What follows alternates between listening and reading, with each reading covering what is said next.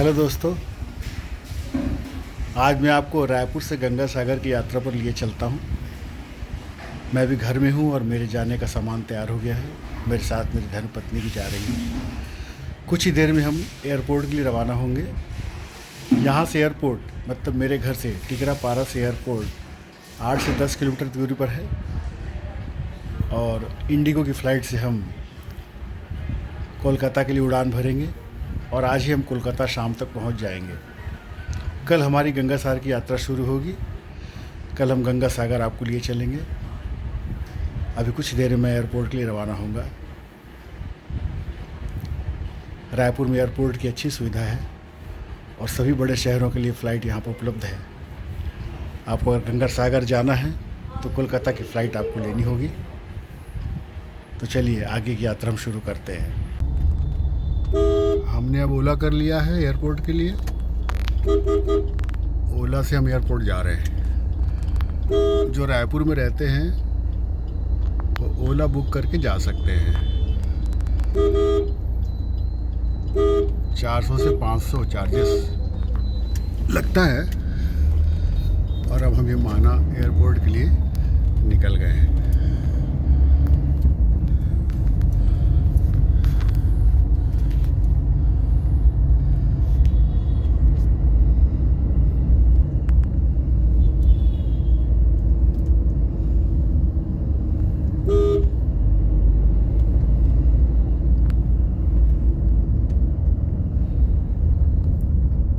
थोड़ा पहले निकलना ज़्यादा अच्छा होता है क्योंकि शहर के बीच में यातायात ज़्यादा है। ट्रैफिक थोड़ा ज़्यादा रहता है, कहीं कहीं पे जाम भी लग जाता है, इसलिए थोड़ा समय पहले लेके निकलना चाहिए।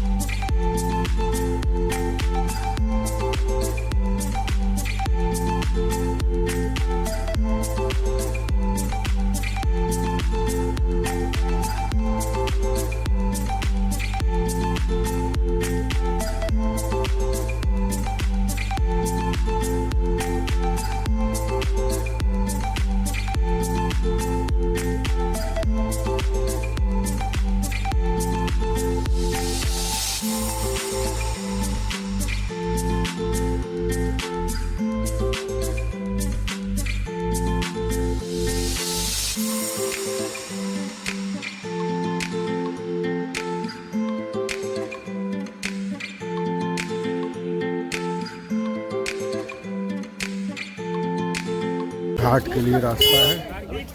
हम सब अब अपनी भी टैक्सी से उतरकर इन गलियों से गुजरते हुए बोट तय करेंगे, बोट से जाएंगे। आगे की यात्रा बोट से होगी।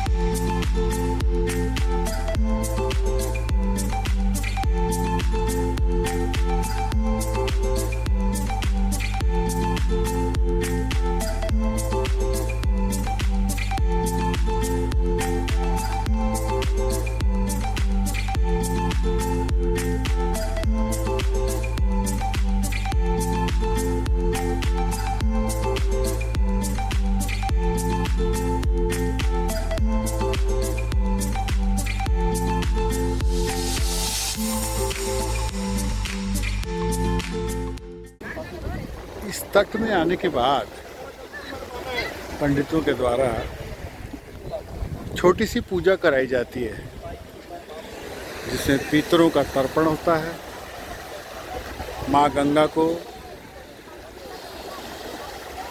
और सभी देवताओं की प्रार्थना होती है। माँ गंगा की लहरों में अर्पण किया जाता है पुष्प, जल और अक्षत। माँ की प्रार्थना के बाद कुल कुटुंब के जो नहीं रहे उनकी शांति के लिए और जो है उनकी कुशलता के लिए पंडित कामना करवाते हैं और उन्हें दक्षिणा दी जाती है। माँ गंगा को यहाँ पर वस्त्र भी दान किया जाता है जो पंडितों को दिया जाता है। तट पर ये पूजा बड़ी महत्वपूर्ण है। थोड़ी देर की पूजा असीम शांति देती है, मन को तृप्ति देती है कि हमने पूर्वजों के लिए यहाँ आकर कुछ तर्पण किया और प्रार्थना की। जल की लहरों के बीच खड़े होकर हम भगवान सूर्य की प्रार्थना करते हैं, उन्हें अर्घ्य देते हैं। सभी पितरों के नाम से अर्घ्य देते हैं भगवान सूर्य को।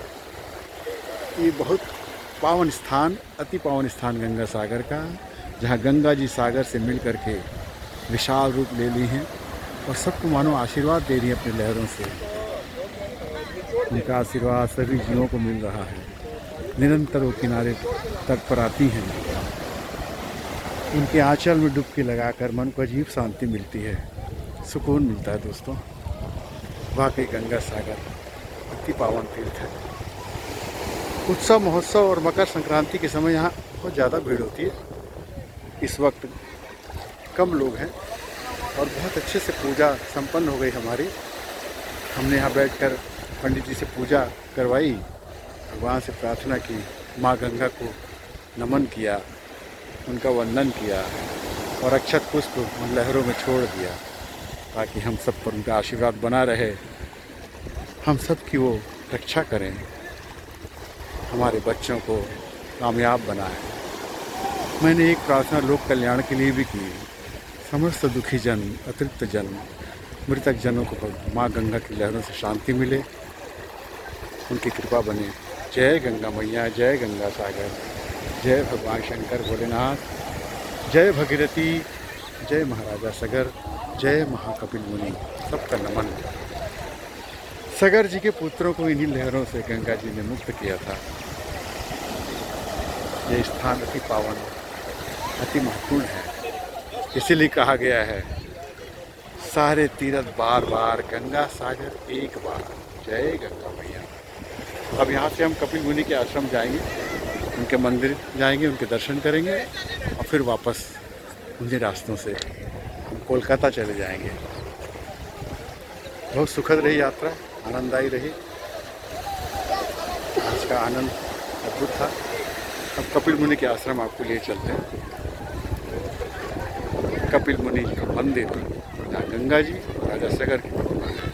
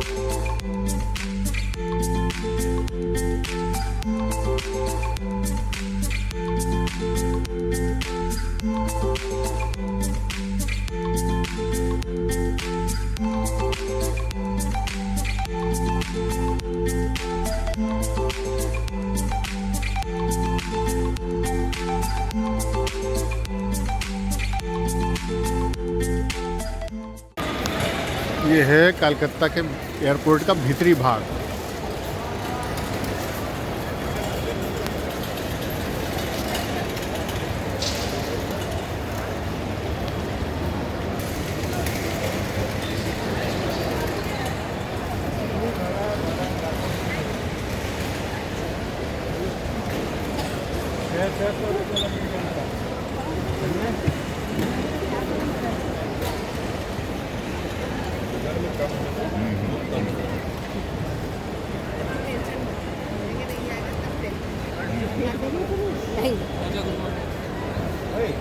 अभी अभी अभी मैं कोलकाता में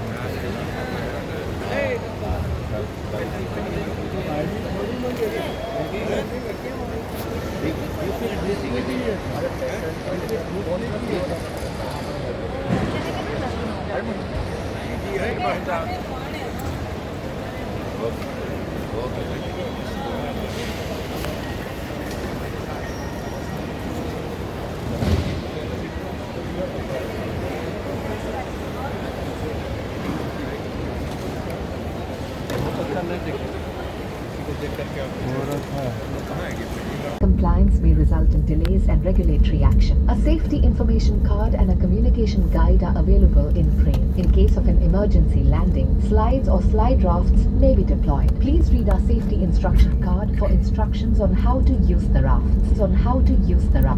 आपातकालीन स्थिति में अगर विमान को पानी पर उतरना पड़े तो सीट के नीचे रखी रक्षा जैकेट को पाउच से निकालें और इस तरह सर के ऊपर से पहन लें। अब स्ट्रैप को सामने से बकल में डालें और एडजस्ट करें।